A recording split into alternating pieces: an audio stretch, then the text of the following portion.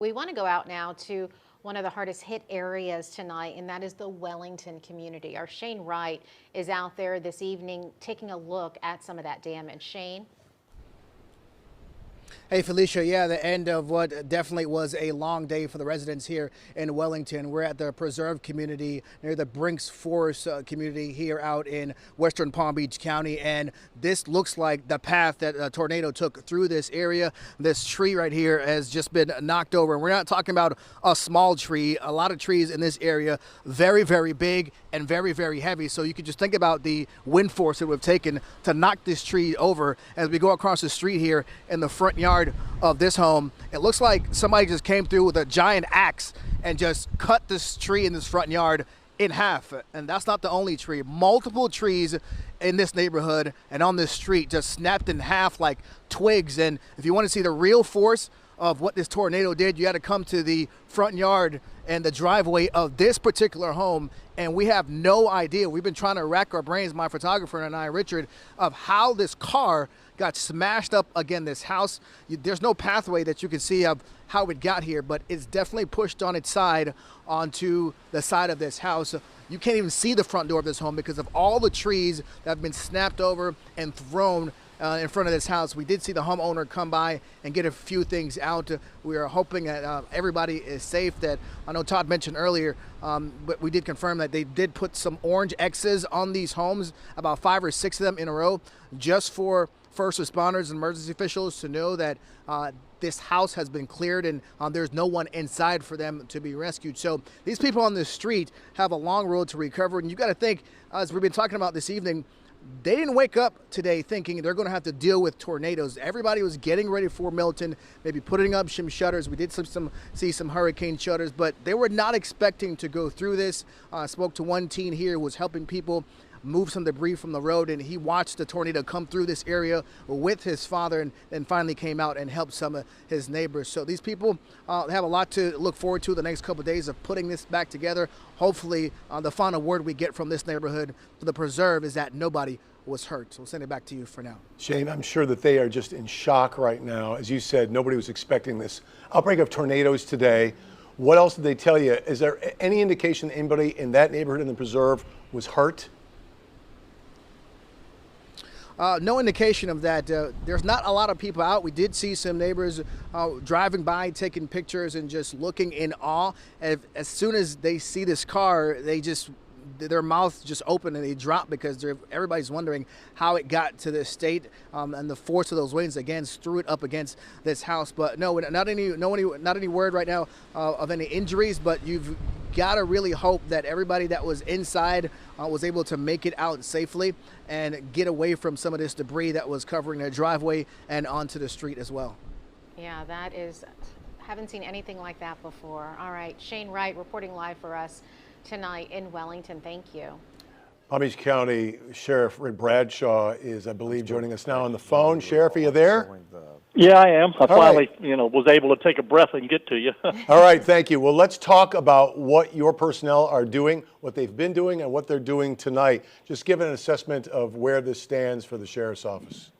Yeah, we were really fortunate. We don't have the extensive damages they got up in Martin and St. Lucie. We're estimating between 15 and 30 homes got some damage. There was a pickup truck overturned, but when we got there, the guy was getting out on his own. You saw what was going on in Wellington. It's out in Waxahachie a little bit, and then out towards that Flying Cow Ranch off of Southern. So we don't need a curfew because I've got enough deputies out there to make sure that everything is secure and keep people safe. So again, we were really, really fortunate. It didn't get spread out any farther than it did. But having said that, it's still not good. I'm telling you, I've lived here all my life, never seen this many at one time. Yeah. Just haven't. It was certainly a busy day for us, Sheriff. I mean, so many tornado warnings, one right after the other. We're not expecting that to happen again tonight. Our meteorologists think it's going to be a much quieter night, but we are expecting to see some much stronger winds. What will your deputies be doing throughout the night? Well, they're just going to make sure that the area is secure, that people won't take advantage of the fact that some residents are displaced and there's damage out there. That's our prime goal, make sure everybody's safe and everybody's secure. And if we have any other issues, we'll be able to deal with that immediately. I mean, we always plan for the worst, and if it doesn't happen, that's fine. But we were staffed appropriately, so when things got going out there, we were able to get to people in a hurry. So I just want everybody to know we're going to be out there. We're going to keep you safe, and we'll keep everything secure. I know we've got hundreds of people actually in shelters in the county, in Palm Beach County. It was, the last count, 400 or 500. Sheriff, any other incidents or occurrences that are connected to this hurricane and to this rash tornadoes that you can tell us about that we don't know about? I mean, we know about those houses, but anything else? Yeah, it's sad. I understand there was a horse that was killed when a barn collapsed on it out there in the Wellington area. You never want to hear about that. But look, the good news is, there's some minor injuries, nothing that is a fatality or really bad. That's the good news. I mean, we can replace the property as long as people are safe. Absolutely. Sheriff Bradshaw, we appreciate you taking the time to speak with us tonight. No problem. All right, and we hope all deputies on the road keep safe. And we want to go now to Stuart and Ari Height. Ari, are you there? I am here, and I was listening to you do the interview with Sheriff Rick Bradshaw. He said he'd never seen anything like this before in his life. Well, I just recently talked to another longtime sheriff, Martin County Sheriff William Snyder. He said the exact same thing. He's been here a long time, never seen a day like we had today with all of the tornado warnings and all the tornadoes touched down. He told me he believes a couple of them touched down right here in Martin County, including one, he said, touched down right in front of him, right where I'm standing here on Federal Highway, right near the border of Stewart and Hobe Sound, right near the Mariner Sands community, caused a lot of damage inside that community. A number of people were injured. The sheriff says no fatalities as far as he knows, but a number of people were injured.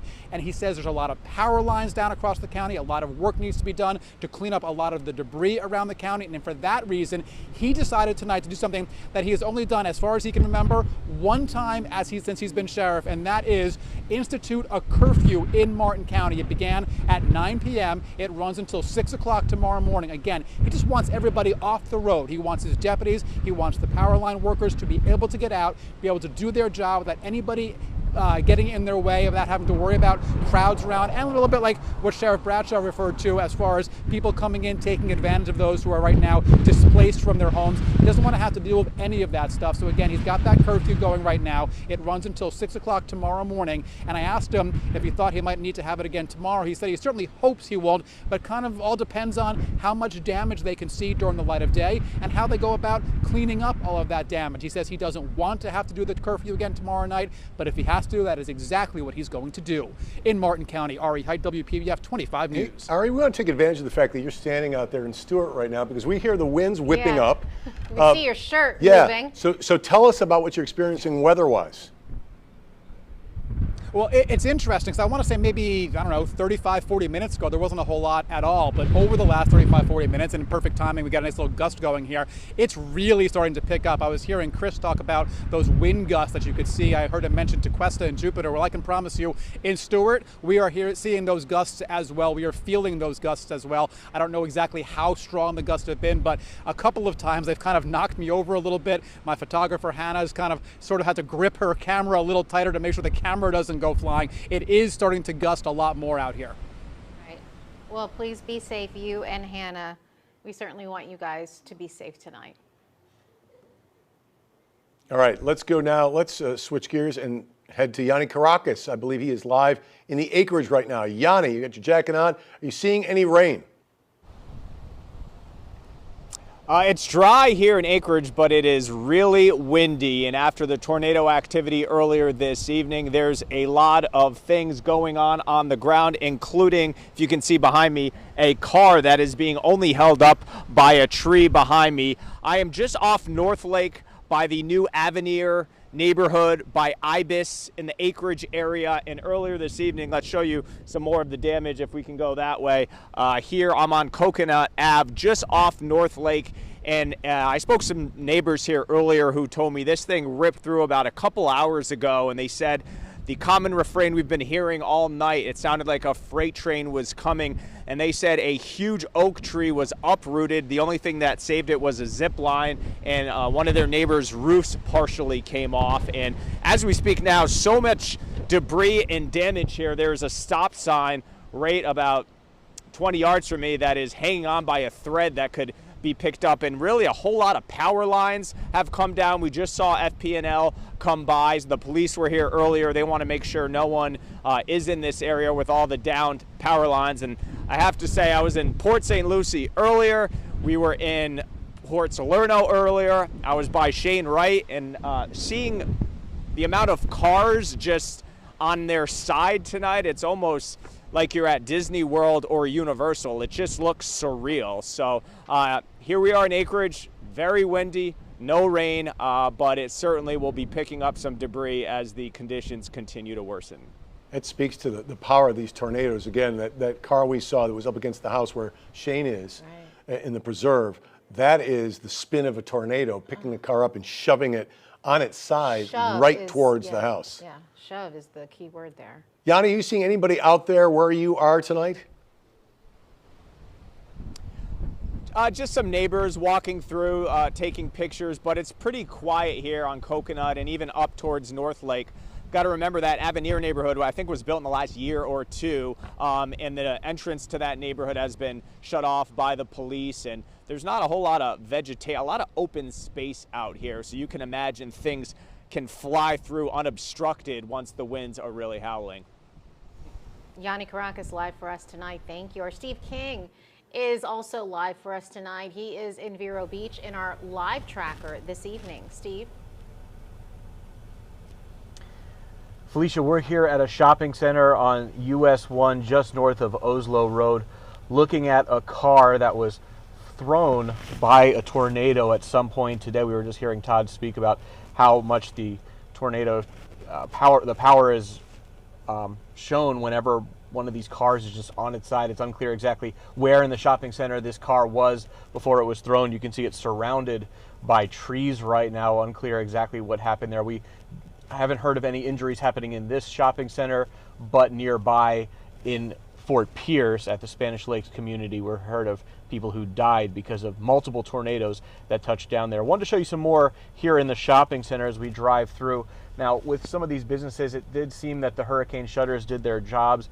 Others, we did see even the hurricane shutters themselves were damaged. We're coming up on a business here where we're going to see just that, and you can see all the tree parts and debris strewn all over this shopping center. We see trash cans knocked down, again, tree parts, and here we're coming up to a business where we see some employees working to board up their damaged hurricane shutters. And other things that we're seeing here in the Vero Beach area include traffic lights that are out. Multiple gas stations are either out of power or they seem to have power, but there's saran wrap around the pumps, so it shows that when people say, fill up your gas before a hurricane comes, because we're approaching another damaged car here. Actually, we hadn't seen this earlier. Look at this. So you can see even the cars that weren't flipped over, but there's trees that are breaking glass apparently, and this car, if anyone was in it when the tornado hit, they could have been seriously hurt. But again, gas stations unavailable, so when people are told to fill up their gas before a hurricane, it's a great idea to do that because you never know what's going to be unavailable, and this just shows that. Again, here's a look at some people fixing the hurricane shutters of their business here at this shopping center north of Oslo Road on US 1. And just talking about Spanish Lakes community, once again, multiple people died when those tornadoes went through, and the governor is sending search teams and the National Guard to assist in search and rescue efforts, and hopefully the effects of Hurricane Milton don't hamper those efforts too much tonight because they're so important and so critical and every second matters.